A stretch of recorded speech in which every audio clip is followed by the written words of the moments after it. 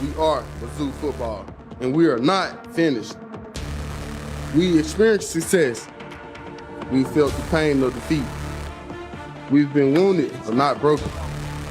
And what doesn't kill us only makes us stronger. We are a force of nature, unstoppable and relentless. We are the team that hunts your dreams. We are a band of brothers that can strike fear into the hearts of our opponents. Ring the bell. Our time is here.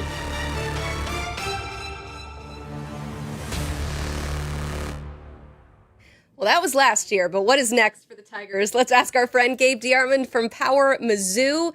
Gabe Cantwell, we just talked to him, set to visit Columbia on May 31st. You heard our Tom Loy also say that he thinks he'd give a slight edge to the Tigers at this point in the recruitment. Still a lot to be decided, but what do you know about the interest in Missouri for Cantwell? I mean, the interest is definitely legitimate. His dad was an absolute legend at Missouri, Olympian and all that. Missouri is going to be in this till the end. I agree with Tom that Georgia is major competition. I think Oregon is probably the third team that is really, really in the mix there. Dan Lanning, Kansas City guy, like Jackson said earlier, and has really made recruiting people in his area that he's familiar with a priority. I think those are the three teams it comes down to. Look, I think any of us would be dumb to make a prediction. Like, I give these kids so much credit now. I've been covering recruiting for 22 years ago. They used to actually tell us and give us an idea what was going on. I mean, like you said, if you're one of any of those schools and you listen to Jackson, you're going, hey, I feel really good about our chances, right? Yeah, exactly. He did a good job of playing the field there and making sure that everybody got some love. And he also told us, too, that he's going to make his announcement dramatic. So we're just going to have to wait to find out where he's headed. But exciting for Mizzou to be in the mix. As we look at this year as a whole coming into this offseason, I mean, Mizzou brought in a top 20 recruiting class, the number 6 transfer portal class. So from what they're adding, Gabe, where do the Tigers get better this offseason? I think they got better on the defensive line. I mean, Damon Wilson was our number 2 overall transfer, defensive end. That was a big spot that they needed to do well at. I really like what they did at linebacker. They brought in Jeremiah Trotter, who was Big 12 Freshman of the Year from West Virginia. They brought in Mekhi Byer from Nebraska, Nebraska's leading tackler, or would have been Nebraska's leading returning tackler. And then the biggest deal, the guy who did that intro there, his voice on the intro coming in, Tristan Newsom, because of the Diego Pavia lawsuit and the JUCO stuff, got an extra year. He started last year. He's coming back next year. So I think Missouri is probably 2, maybe even 3 deep at linebacker and feels pretty good about that. Defense, which was, I think, pretty good last year. A lot of hopes around Columbia that it's going to be better next year. That's the good. There's also the other side, which is, you've got 18 incoming transfers, but 15 of those are outgoing transfers. So maybe where did Missouri take a step back this offseason? Well, I don't know if we can say they took a step back yet, but the question here is offensive line. Armand Mimbo left early for the NFL draft. They lose Cameron Johnson. They lose Marcus Johnson. So 3 starters. By the way, center Connor Tollison coming back off a knee injury. So, that's always a little bit of a hit and miss how he might be at the start of the season. Missouri brought in some transfers on the offensive line, but I'm not sure they brought in like absolute plug and play guys at that spot. So that's probably the biggest question on the roster at this point in time. I would not be at all surprised in the spring transfer portal window to see Missouri go after another tackle, see if they can add, whether it's a guy that they go, absolutely, this is our starter next year, or, hey, this is somebody that's going to come in and compete at the tackle spot for a job. They've got Caden Green, he could be a guard, could be a tackle. I think ideally they would like him to stay at left guard where he's played for 2 years. But if you get into fall camp and you have question marks at left tackle, like, it's not a spot you want question marks at, and Caden could always swing out there. Yeah, it is February. There's still plenty of off-season left and another player acquisition period late in the spring. But Gabe, you're there. I mean, what's something inside the program that we aren't talking about, but maybe we should?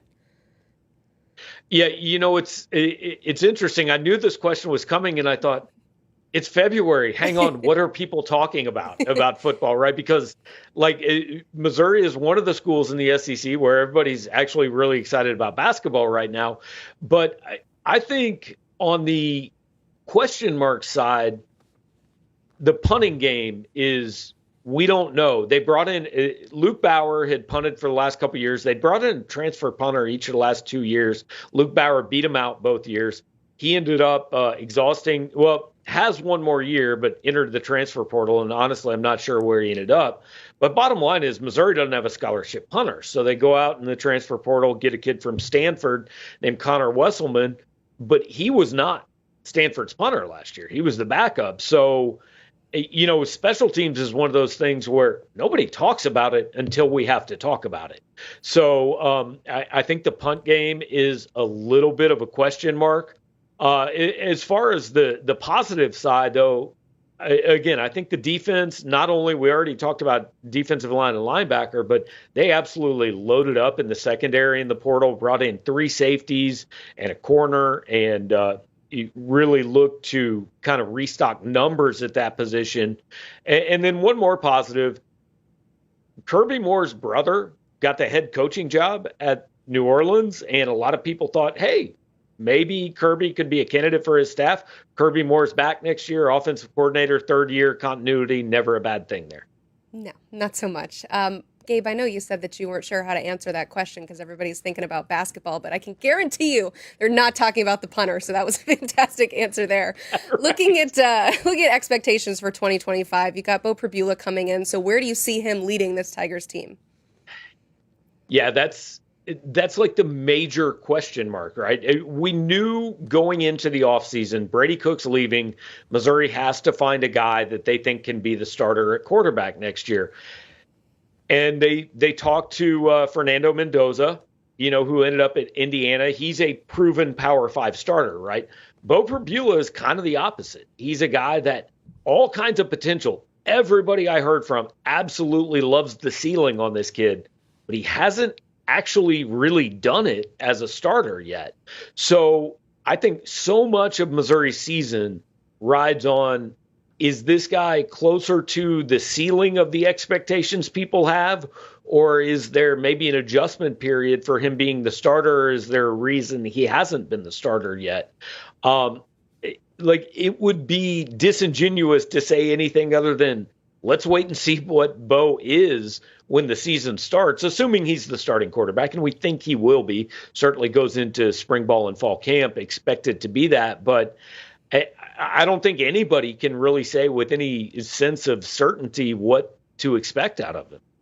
Yeah, we saw him in some packages at Penn State. We got excited about it, but not the guy. So it'll be a big question mark for Mizzou this upcoming season. We know you'll be all over it. Gabe, thank you so much. You can check out all the off-season coverage at powermizzou.com. You heard him mention the Tigers have a pretty solid basketball team.